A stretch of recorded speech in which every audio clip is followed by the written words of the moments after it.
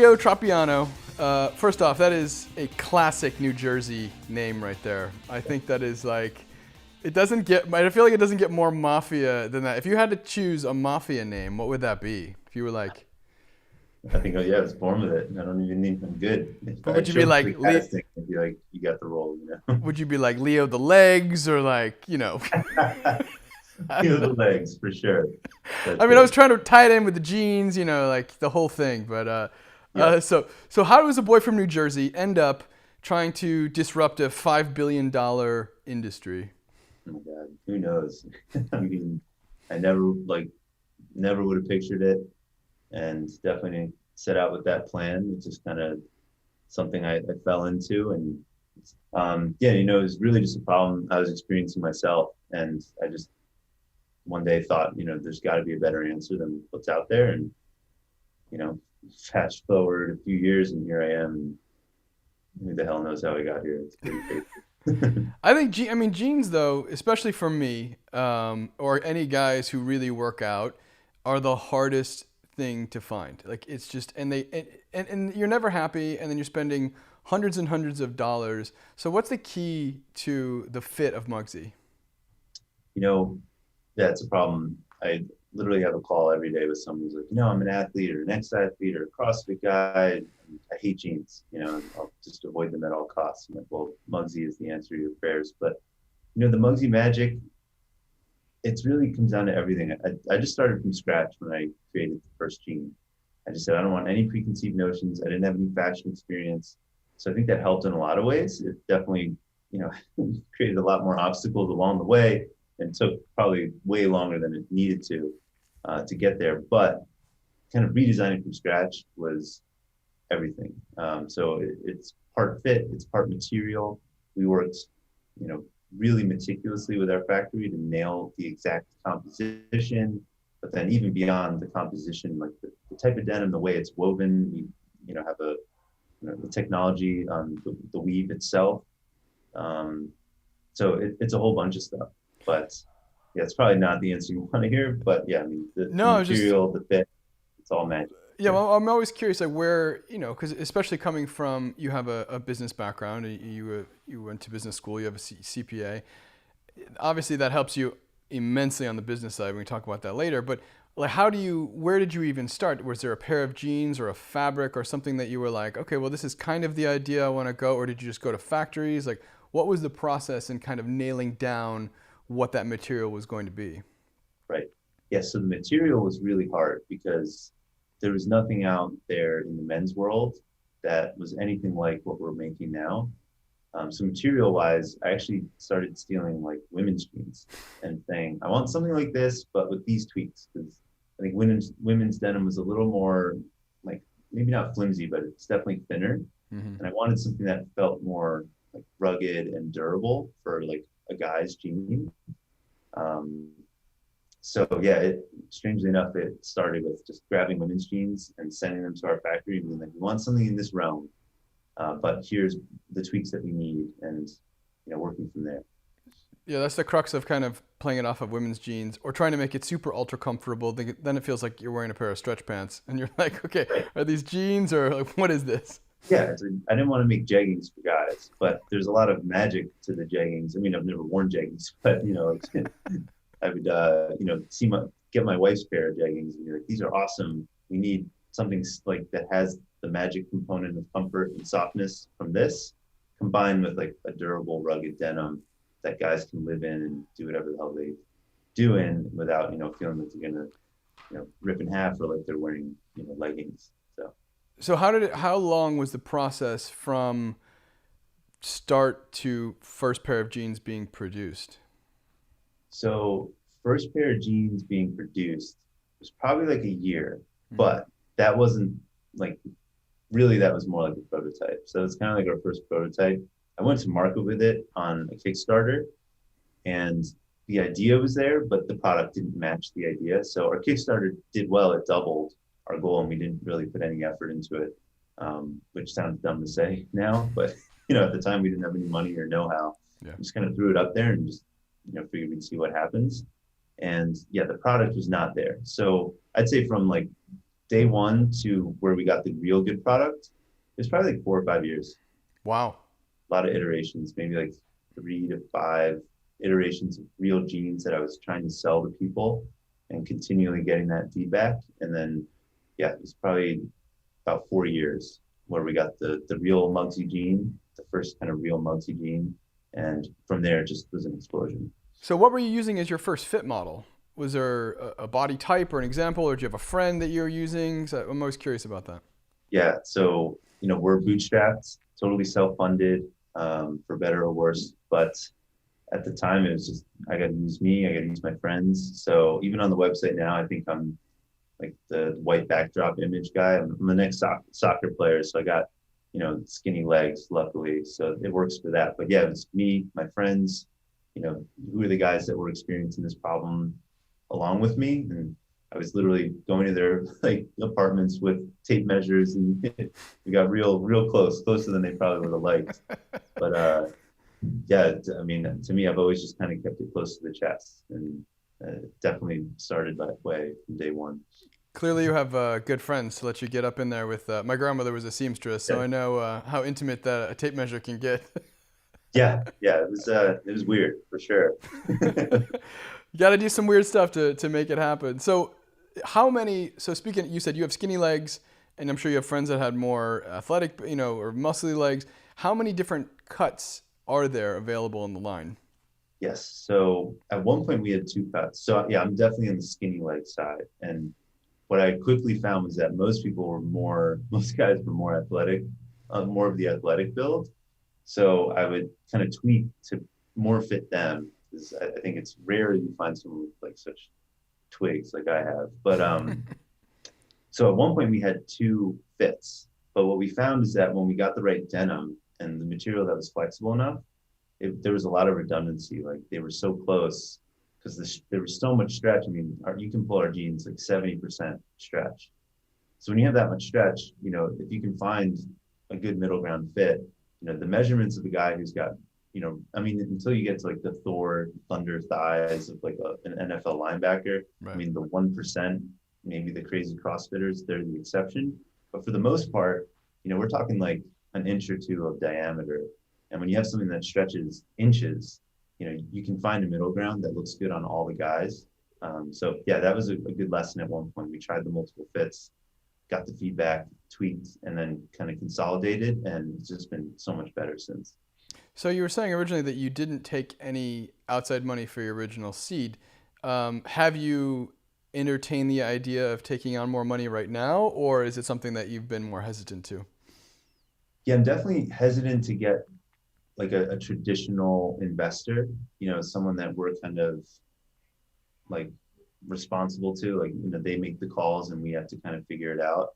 Because I think what I found is that a lot of those relationships, the investors are driving for the wrong reasons, or the right reasons in the long term, but yeah, they want money. They want their money now, but that's not necessarily how you build the best long-term brand or company. I mean, you think of companies like Apple, the second they lose any sight of their vision, like they did in the 90s, the company plummets.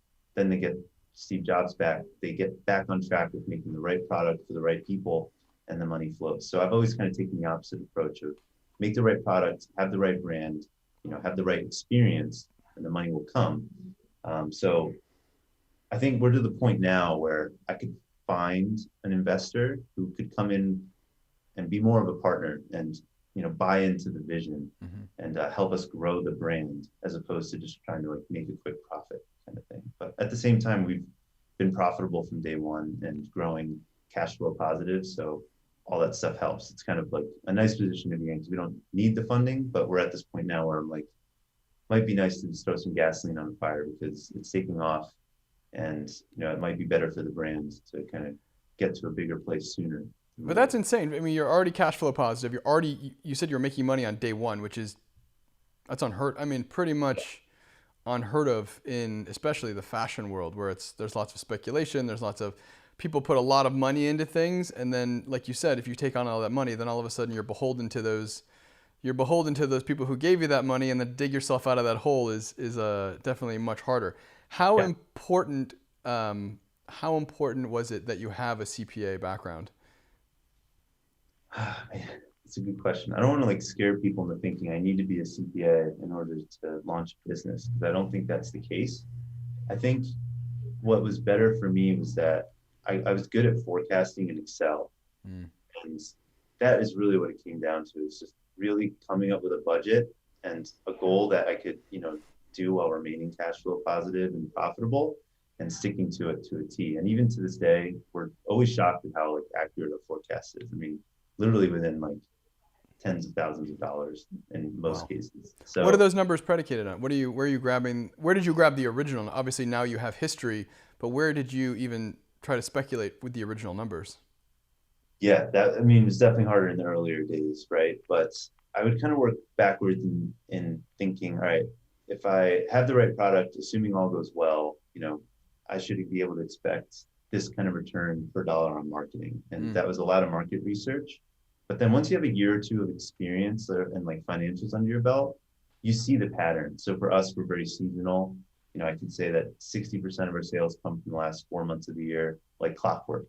And, pretty much you can just see the trends and just extrapolate it out. It becomes easier, but the first year or two is nearly impossible. So I should have that caveat. Like, there's no way you're going to get an accurate forecast in the first year or two. I think in one of the years we were planning to do like 100K, and we came in, 10 times that or something. So like you just have no idea. Wow. But eventually you get to the point where you have, 2 years of financials, you see the pattern, and you can say, all right, here's the growth track we're on. You can pretty much just, multiply and keep cruising. See, I think a lot of people, though, especially in the fashion world, or if you're an artist, or if you're a dreamer, you have these big ideas, which could be amazing. But if you don't understand the nuts and bolts, and you don't understand cash flows, and you don't understand, P&Ls, it's really hard. And those are expensive people to hire in the startup of a company, unless you partner with somebody. Big time. And so I think it's definitely an advantage that I have that experience. At the same time, I feel like it's stuff people can learn. Like, I was doing the tax returns myself for Mugsy in the early days and doing the books and all that. At the end of the day, though, like if you have an idea of the fundamentals and you can do Excel, I'm sure you could take online classes in a week or two and know enough to do it yourself. And then at some point, just find someone who can help you consult, 120, 200 bucks an hour. Just, chime in once a month, give me your thoughts, make sure I'm doing something right. Um, you definitely want someone who knows what they're doing, but on the day to day, can for sure get by. It's just at the same time, you want to bring in an expert in like a smaller amount, because you can make small mistakes that, have big consequences if you Yeah. don't get the accounting or tax stuff right. I mean, I remember, like, as an example, the first time we outsourced out of the US, which was by far the best move we made. We were making the jeans in LA, and the denim industry in the US now is really, you have to set up your own shop to make good jeans. And I definitely didn't have the know-how or the network to do that. So Or the a lot of, capital, I'm sure, at that time. yeah, everything. But the denim market abroad, I mean, it's really all abroad nowadays, and that's where the best denim comes from. So the second we did that, I was doing production runs abroad, and we import like our first run of jeans, and there were customs duties, and I had no idea about customs at the time.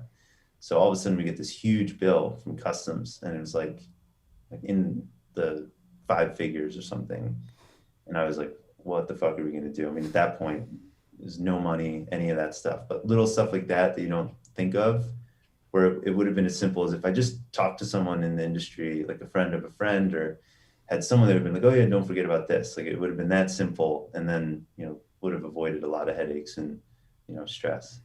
So, in addition to that, what would be some other, kernels of advice that you would give to a young fashion entrepreneur? Yeah, this is a good one. So I think it all comes down to networking. I mean, I had no fashion experience. I was Big Four accounting, CPA, master's accountancy, that kind of stuff. So all purely business and like really like, technical, business stuff. And I started by just asking as many people I knew, do you know anyone in this business?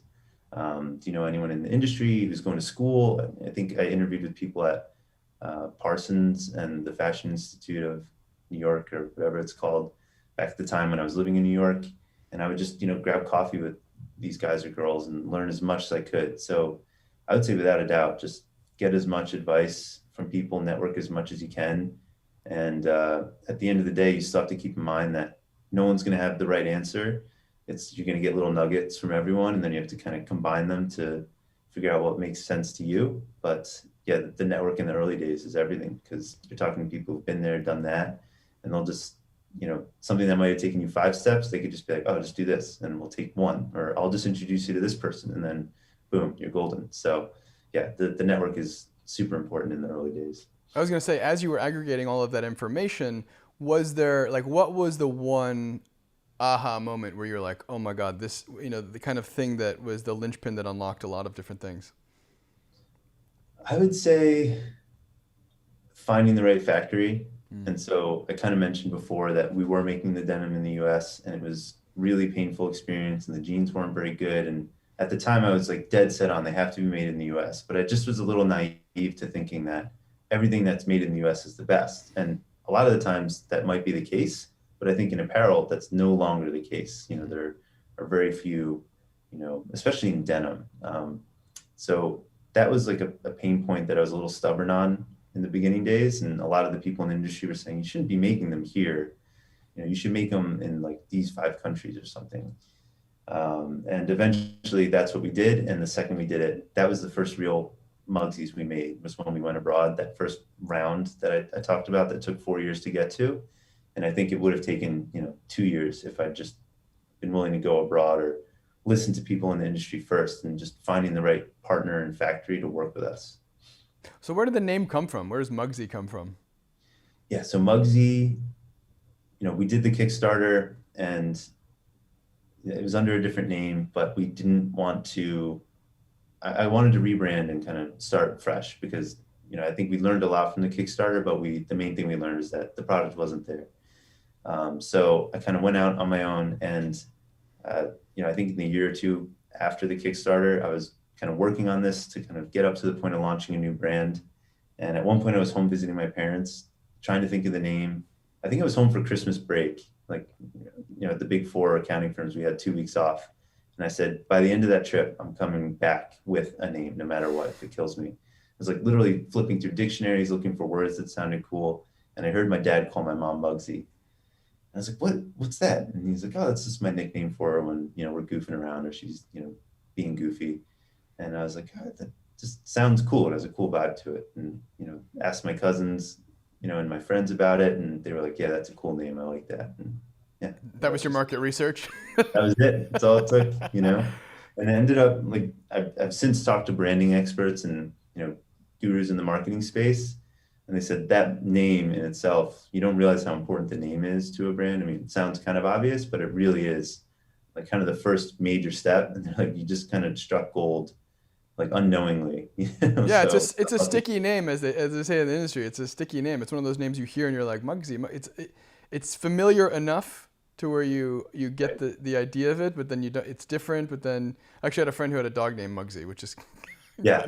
And that's why the name is funny, because, it's my dad's nickname for my mom. And usually it's like Mugsies are bulldogs, or there's like a few gangsters named Mugsy. So I'm like, where the hell, like, how did that connect happen, But yeah, it works for jeans. That's awesome. I was watching an interview of you, and you said the best time to start is right now.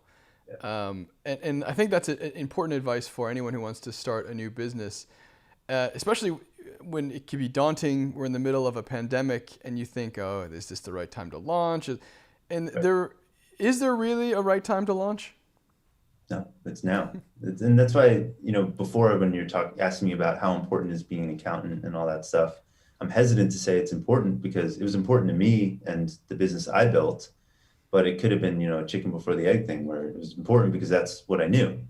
At the same time, I would hate for people to listen to this who want to start a business and they say, well, I'm not that, so I'll never be able to, or I won't be able to until I know someone who can give me those, consulting or advice. And yeah, to me, I think the first thing you find is that you immediately eliminate half the population of wannabe entrepreneurs by the people who just do it. That first big step of just starting the company, file for the LLC, get your EIN with the IRS, and boom, you're already ahead of like, you've already eliminated half the people who are behind you. Do that, just start now, you'll figure it out. Obviously, you need a plan, but you'd be amazed at how unimportant plans are in the beginning. More just have the right goals in mind and like work towards those goals and just know that you're gonna have to get better. Because even today, there's still stuff we do that is just, really subpar. Like just like the bar's still set a little low for the size of company we are and how much we're growing. And that's fine. You can't be perfect at everything, especially in the early days. So I think that's the second thing that people get hung up on is they either say, I don't have the know-how or the money or the connects to do this. It's like, fuck that. You'll figure it out. Just start and, don't give up and that stuff will come. And then the second thing is, oh my God, I'm drawing a blank. I lost my train of thought a little bit. Roll with it. Oh yeah. And then the second thing is just people are perfectionists. They're like, well, I'm not going to launch this. This isn't good enough. It's never going to be good enough. You're just going to kind of keep waiting until you kind of quote unquote perfect it. And then by the time you do, it's like the window's closed or competitors come out. It's just get the minimum viable product out there. It's never going to be perfect. Just know you're going to launch it. And once you start getting something that people are like, how can I give you more money? How can I give you more of my money? How can I buy more of these? Then you're onto something, and then just tweak and adjust. I mean, we still tweak the jeans we make to this day, and they're nearly there, but they're never perfect. You just got to keep moving forward. Yeah, and I love that idea because I so get caught up in that perfectionist mindset where even when I was going to start this podcast, I was like, well, do I have enough guests lined up? Do I have, do I have the gear I need? And I was like, you know what? I just need to fucking do it and just roll with it. And then now, like you said, work begets work. The more that you start creating, and then people now are reaching out to me and saying, oh, I want to be a guest on the podcast. Or, oh, you know what? You should talk to this person. You don't even realize, I think that's the hard thing too.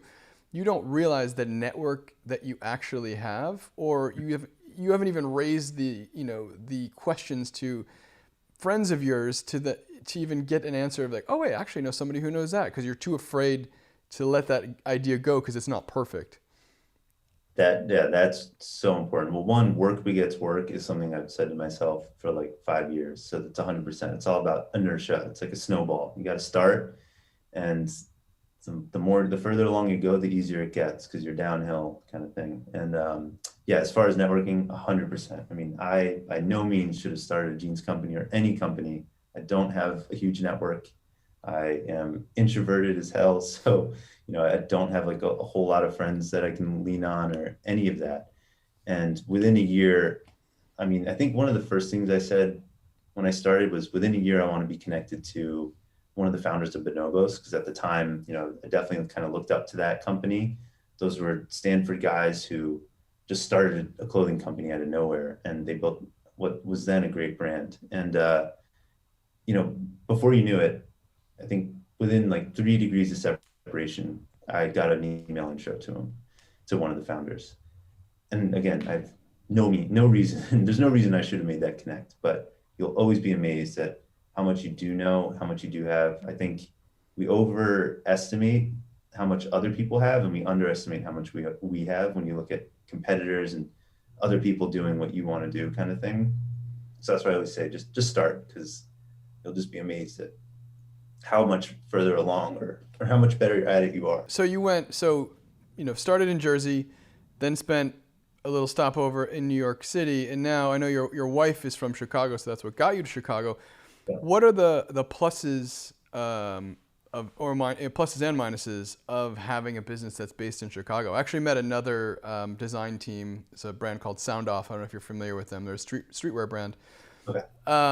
That's based in Chicago, and they were kind of very proud to be. They're also Chicago natives, and I didn't realize there was such a fashion scene going on there. Like, how has it worked out for you?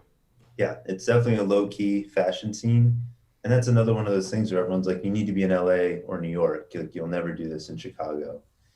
And I mean, now the world's so global, you can be anywhere. And there's been denim brands specifically that launched in like, Kansas City that have become global names in a lot of ways. So to me, I love it. I love being in Chicago. I feel like Chicagoans have a bit of a chip on their shoulder because we're always kind of second to New York or LA. And so that just creates like a really tight knit community. And when you meet someone in our industry in Chicago, it's just kind of like an immediate bond and an immediate, like, I'll go to battle for you and we got each other's backs. So I think that's an advantage because maybe you're a bigger fish in a smaller pond as opposed to like a minnow in New York, you know? So yeah, I think it's been cool. Yeah, I'm from Detroit, so I get the Midwestern loyalty thing, and like there's nothing better than to have people. If you know people are in with you and they're your ride or dies, then it's kind of amazing. You can be anywhere, I guess. Yeah, and that Midwestern, just people being nice is definitely a real thing. I mean, people here are like nice to a fault. Coming from like the East Coast or New York, I mean, like I said, in the first year that I launched, I had all these goals of I want to connect with so and so and I want to, talk to these stores, and you'd just be amazed at how many people were willing to take meetings. Whereas I feel like if I was in New York, that wouldn't have been the case. It would have been more like, harder to get in. Whereas here, yeah, that Chicago pride came through, or that Midwest pride, and oh, someone's doing this, that's cool. I want to help them out. So many people are willing to help you out. So That's another thing I learned. yeah, speaking of helping people out, is there? I know that you had your fair share of mentors. Do you actively mentor people within the company yourself? Like within Mugsy? Within Mugsy, or just in general, is there something that obviously we all are fortunate when we have breaks, or we're fortunate to be successful, and I feel like it's always important to kind of give back to the next person. Is there something that is there a conscious effort to do that, or do you even think about that? Absolutely. Yeah, I think that's always something I would love to do. I don't know if we're quite there yet, but I would say more. I have like a group of other similar brands that I've been kind of communicating with for years, and we're all kind of growing at different paces and in different industries, but like we're kind of like mentoring each other as we're doing it. So that's kind of like the group that I would say I mentor. It's just like a few other fellow entrepreneurs. We're all kind of working together and like giving each other advice. Okay, guys, I figured this out, and don't make this mistake, kind of thing. There's a few other brands that I check in with regularly and kind of give advice to, but I'm totally open to mentoring and all that. And I think that's another lesson I learned is just be amazed that people you think like would never want anything to do with you, and you just send an honest email or show up to their office and try and get a meeting with them, and they'll take the meeting. And I think it's innate to like us, like in humans, to like help each other. Totally. I just remember that being the thing I was amazed by is how many people were willing to help and give you advice that you really had no right to talk to at that time, especially. So That is amazing, though. There's such a scarcity mentality when it comes to starting a brand or having a competitor, and the fact that you're legitimately working with competitors who you're all in the same market and you're all kind of figuring stuff out, instead of being so close-minded with that, like keeping it more open source, saying, hey, we learned this, we learned that, and realizing that you do all get further together, and if you can help build each other, it only makes the market stronger as a whole. 100%. Yeah, there's a brand called State and Liberty in particular that I've been in contact with for like 4 years. I think right around when I launched that first product that really was the first Mugsy product, I was talking to them before that, and we've grown together. And sure, we're to the point now where we have some products that compete, and we just kind of like avoid that topic. But otherwise, it's been like a open communication between me and the founders, and I think it's been like a priceless connect. And you're absolutely right. It's one of those things where it's like 1 + 2 = 5, just because we're both giving advice, and both of our companies are growing probably more than they would have, as opposed to as if we kind of like we're really guarded, then there's a lot of like nuggets of truth and wisdom that we wouldn't have shared, and would have like slowed both our growth. So yeah, it's a cool, be collaborative. Yeah, for sure. that's awesome. And speaking of growing, you now have a brick and mortar in Chicago, which is fucking ballsy as hell to launch. Yep. First of all, to even launch a brick and mortar when everything is e-commerce. Obviously, you could have completely subsided online and been completely fine. One, we're in a pandemic. Two, there's been insane riots and people looting and bashing in store windows. So what was the thought process behind wanting to launch that right now? that was a crazy year, right?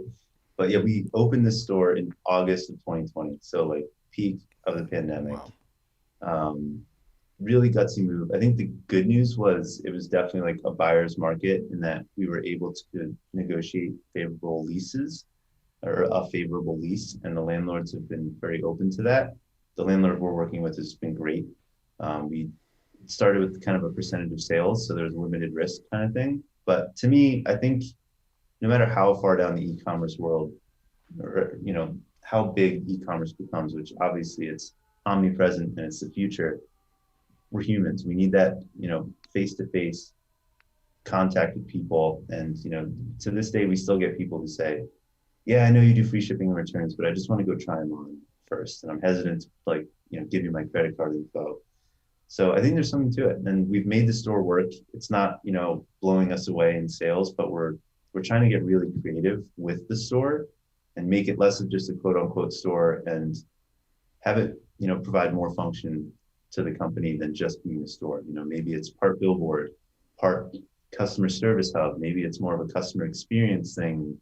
We're talking to some coffee brands about opening like a little coffee bar in there to kind of make it more of a loungy feel, which has always been the goal. It's just been really tough with all the COVID restrictions and all that. But I think there's a way to make it work. I just think it's not going to be the traditional store route that people have, kind of been used to for the prior 20 or 50 years. Yeah, for me, I'm a tactile person. There's a 0.0 chance that I'm going to buy a pair of jeans completely Yeah. online, especially if you're one of those people who are like me that are like the problem fits. You want to go in there, you want to try it on, you want to see how it looks, you want to look at it in the mirror, you want to like play with the fabric. I think it's Yeah. smart. I think it's really smart. So what are you, you said you're doing the coffee thing. Have you thought of any other or dreamt up any other events that you want to hold there that you think would help you launch or help you increase the launch of the store? Yeah, I think eventually, we wanted to use it more as an event space that we could either rent out or just like let, like, hey, if there's like a local yoga instructor, it's like, all right, we can just move a few tables and you can, do your class from here. COVID's gotten in the way in that, or we're not kind of comfortable taking on Sure. that risk just yet. But eventually, that's 100% the goal. And I think that's what the store will more become for the people who really need that tactile experience and aren't willing to kind of use the free shipping and return and the prepaid labels and all that, then fine, there's the store for you. But even beyond that, like let's make Mugsy an experience and something that people will experience beyond just being like a jeans store. Because if you say it's a jeans store, that's it's pretty uninspiring. The Mugsy experience is hopefully way cooler. What is something that you learned about first yourself and then your business during the pandemic? Man, I think this is a really good one because we learned a lot, right? It was such a crazy year, and it was definitely a kind of like shift your focus or die mentality. I mean, apparel was hit really hard. I forget what percent, but 30+% down in apparel across the board, and that includes the kind of more athleisure companies, which were probably growing like crazy and kind of offsetting that. So for the most part, apparel's been really hit. I think for us, it was we learned how agile we are. I think as soon as this hit and we realized this was more than a 1 or 2 month thing, we said, all right, how can we survive in this new world? If this is another year where we're at home, and at the time that sounded crazy, everyone was like, no, by June, we'll be back to normal. And now you look back and you're like, what the fuck were we thinking? But thank God we were having those conversations. How can we make Mugsy a part of people's lives in this new world that we find ourselves in? So having that like agility was super important. I think we learned how much more resilient we are than we thought. Obviously you have to be, very careful, and there's a lot of, mines you can step on, but for the most part, having that agility and that, fuck it, we're going to make it work and stick through it no matter what mentality really, I mean, we still grew this past year, not compared to what we wanted to, but, we were 50+% growth in the It's year of the insane. pandemic. So, and that's not like to brag or anything. It's just more, we really sat down and we're like, what the fuck are we going to do? Because we have to survive this. Like there's no other option. We're back to the corner kind of thing. So what about you personally? What did you learn about yourself? Personally, hmm. Probably the same, like I think the resiliency, Hmm. when it comes down to it, I think we build up our fears more than we need to. And when this hit, I think there was definitely that panic moment of, holy shit, is this doomsday?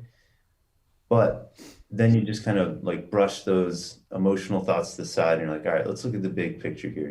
People are people, people still need to wear clothes, even if they're just in their homes. And I think that resiliency for me, and maybe it's it's kind of like a synonym of stubbornness. I'm just like, fuck this. I'm not gonna let that get the better of me. I'm gonna figure out a way through this. I think that's important, but definitely was highlighted with me this past year where I was like, all right, maybe you know, my parents have been calling me stubborn my whole life. Maybe there's a good part to it. It's finally paying off for you. Yeah. So what's next for Mugsy? I know. I mean, obviously you have the jeans lockdown. Is it, the men's jeans especially? Is there going to be? I know I'm sure everyone's asked you this $1 million question. Is there when's the foray into women's jeans and other lines? Yeah. The women's jeans comes up a lot. And it's a cool thing because what we're finding is we're getting a lot of women customers who are buying jeans for their, significant other. And then they're like, well, I opened these up and they seemed awesome. Like, why can't I get a pair? Mm. And I feel the frustration, but I think for now we have a lot more to do in the men's space, and having that focus has always been important to me and the brand. It's just I feel like it allows us to having more focus always just kind of allows us to be better at what we do. So for now, I think the answer that women probably won't like to hear is we're sticking to men's, sticking to what we know. But I imagine in the next few years we'll definitely kind of start doing some experience in that space. And we actually found I think the owner of our 3PL company, we met her at our store a few weeks ago, right before the holidays, and she was like, "I just want to try a pair on." So we gave her our smallest size, and they actually looked really good on her. We were all like really blown away. So I think we also underestimate how versatile the jeans can be, and if with a few tweaks to the fit and just more sizes, I bet we could be there. Just it's more of a branding and like a focus thing than anything. Totally. Well, it is funny. There is that trend towards the clothing becoming more unisex, and there are obviously men that wear women's jeans and women that wear men's jeans. So I don't know that it's probably that far off. They'll have some women come in and just start taking stuff off the shelf. And that's a great point because when I started the brand 5 years ago, there was definitely more of a binary world, right? And now I think luckily, society's kind of grown and been less like black or white. So that's definitely something that we're going to consider this year is like, is there a way to kind of pitch, maybe not all of it as like, is it, I don't know, is unisex word or omnisex or I know ambis? I don't want to misquote it, but our hearts are in the Yeah. right place. So I think we're talking about the same thing. Yeah. Yeah. And when the founder or the owner of our 3PL tried the jeans on, we were like, we really need to consider this. And so it's definitely on the docket for 2021. Is kind of it might be a branding and positioning play more than like let's start a women's line play, if anything. Yeah, I mean, it might be an easier progression to kind of go that way and then kind of, branch into full blown women's jeans. Right. You'll know when Yeah. it feels right, obviously. Yeah. Yeah. Yeah. Absolutely. What is your most treasured possession? I ask everybody this. Is it Mugsy related Could or be. This is just. I want it to be. It's not all just Muggsy. I want it to be about you as well. So, what is your most treasured possession? probably this guy right here? Oh, nice. It sits right next to my office or my desk in the office. I play it a few times a day whenever I need a little escape. But it has more meaning than just being a guitar. It was my dad gave it to me for Father's Day this past year when I became a dad for the first time. So yeah, Dude, it's a cool gift. So right now, that's definitely you know coolest congrats, possession. man. How old's your babe? She's just about 8 months. Oh man, what a gift. My son's 2.5, and So cool. I'm in the potty training, lots of attitude, telling me no a lot, stubbornness stage. So Yeah, enjoy the 8 month cute, yeah. cute. There's definitely a lot of cute, but she's already got the stubborn in her, which.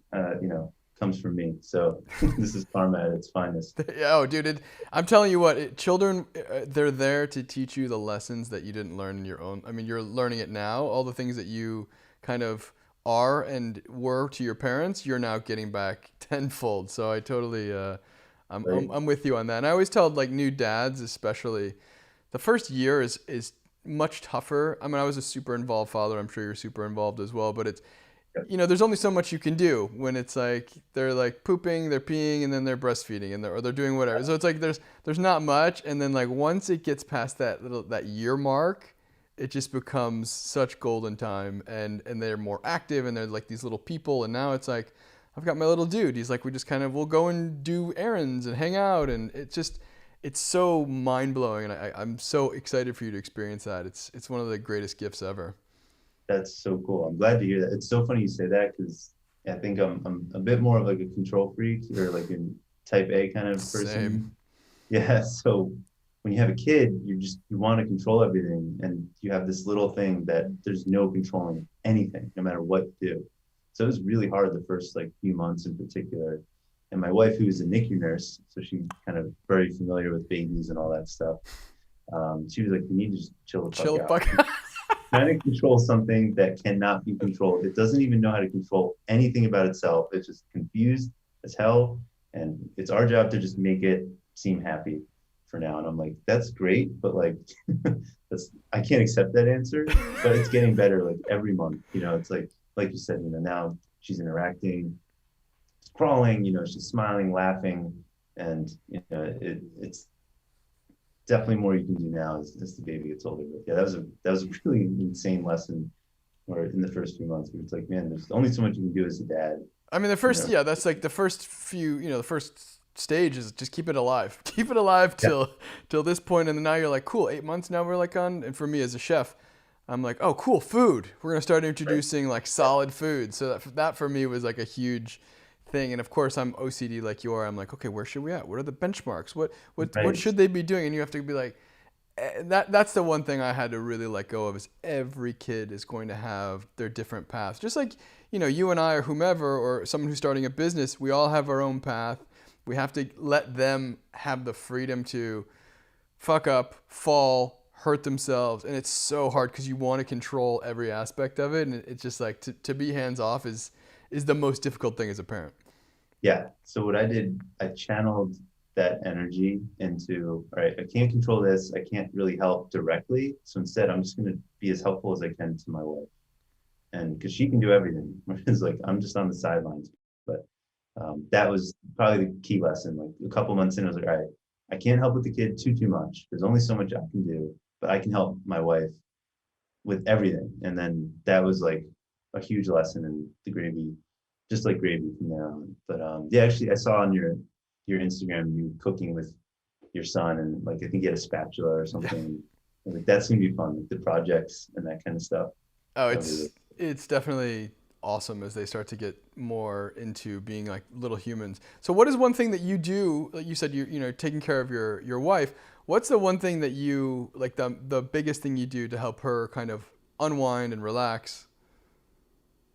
now it's to the point where so she's now a full-time mom, which is really cool. We're kind of like blessed and happy By the that she way, can. underrated fucking profession. I know. It's like as a single father now, it's one of those things that you'd hear people toss around the phrase just a mom. And I swear to God, I want to punch those people in the fucking face because you have no idea when you're with a child Yeah, 24/7, you should get paid fucking millions of dollars for that job. There's no price to put on that job. So I'm more respect for her than anything. just watch like a mom on a plane with a baby. Just like really watch it, and you'll just be like, oh my god. And it's pretty much like that all the time. Like it's insane. So yeah, 100%. I mean, for me, it was really just like I'll just do whatever the hell she wants. Like I'll help her in any way I can. It was a lot of it was small stuff, like I'll clean this bottle or I'll yeah, and then some of it was bigger. But now it's the point where I think the most help I can do is just give her a break. So I'll just be like, I'll book like a few hours during the day. I'll block off my work calendar. I'll just go home and like I got the kid for this nap or whatever. You go run errands or go like get your nails done. Like that's been huge. Good man.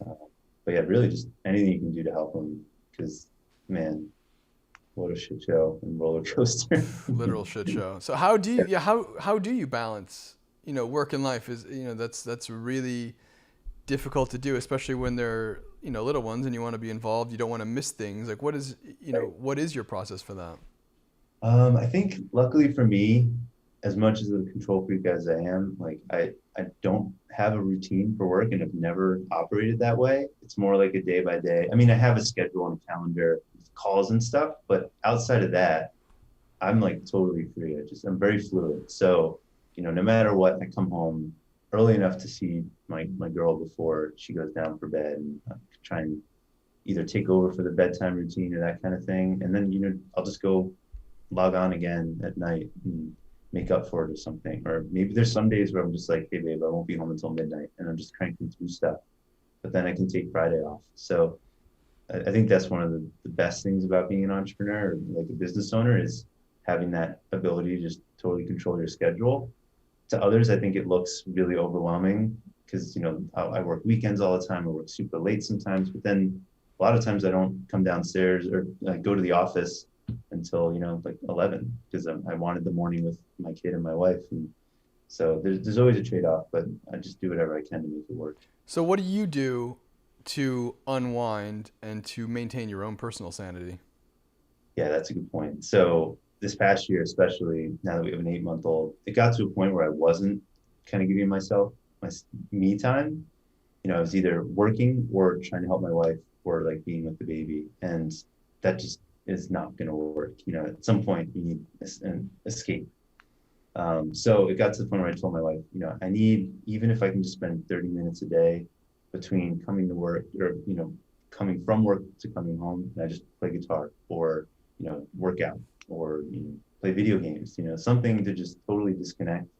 Because if you're all work, I don't know. I think I found I need hobbies that I can't think on anything else. I can't think about Mugsy on, and I feel like even when I'm playing like video games, like your mind's always kind of wandering. Mm-hmm. But when I play guitar, there's nothing I can think about except for like the music. Like the second I don't, then I stop playing well. That kind of thing. So finding those hobbies and setting time aside for just me and no Mugsy, no one else. It's kind of like selfish time, but without it, you just fall apart. It happens every time I like forget to do it.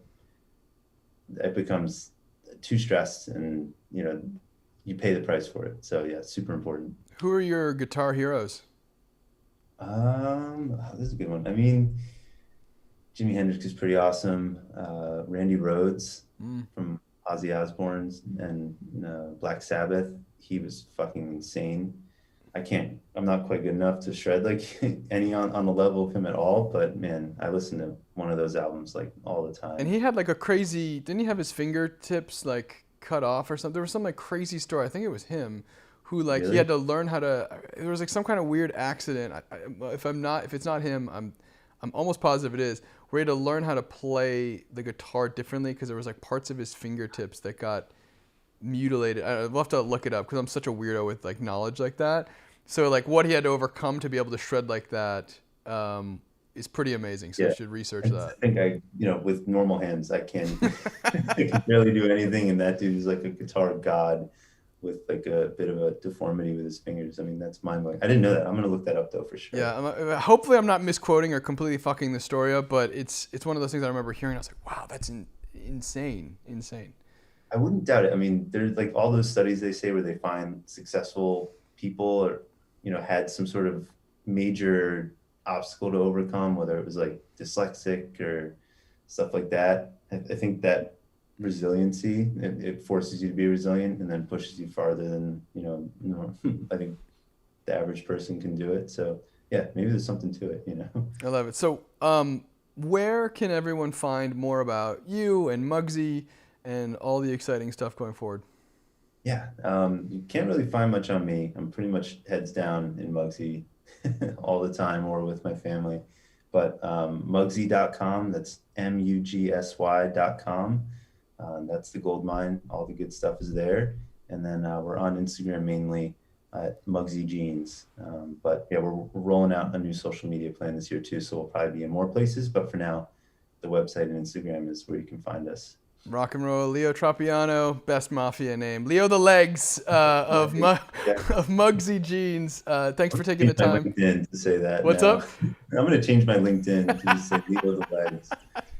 That's it. That's Thanks for taking the time, and really look forward to it. I need to get my hands on these jeans and try them on. I know that I'm not going to be in Chicago anytime soon, so I'll have to do the online thing, but I'm excited to get them on and try them. So thanks again, and have a wonderful, wonderful day. Dude, thanks for having me. This was awesome.